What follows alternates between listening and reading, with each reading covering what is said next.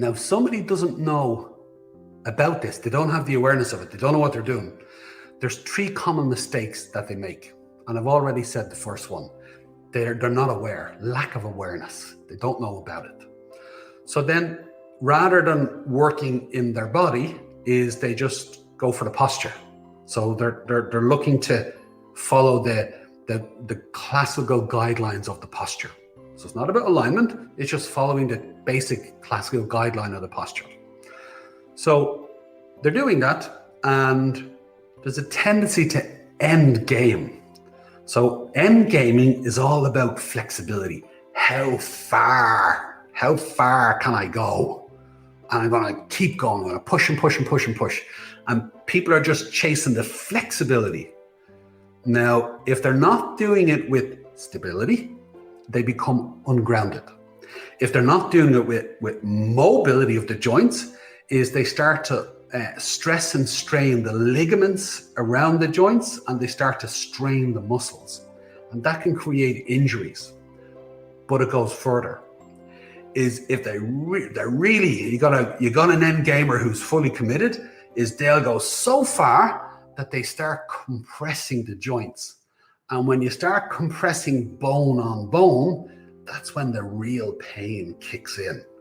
And the problem with that, there's a mentality of no pain, no gain. So when people are hurting, is there's this tendency to think, oh, I'm getting somewhere, and nope, I've just got to push through the pain, you know. And there is a truth to no pain, no gain, but there's a difference between causing yourself harm and pain and pushing through your tolerance to intensity. It can feel painful, but really what it is that you're building a tolerance to being able to feel a stronger sensation. And sometimes that can feel like pain because it's really intense.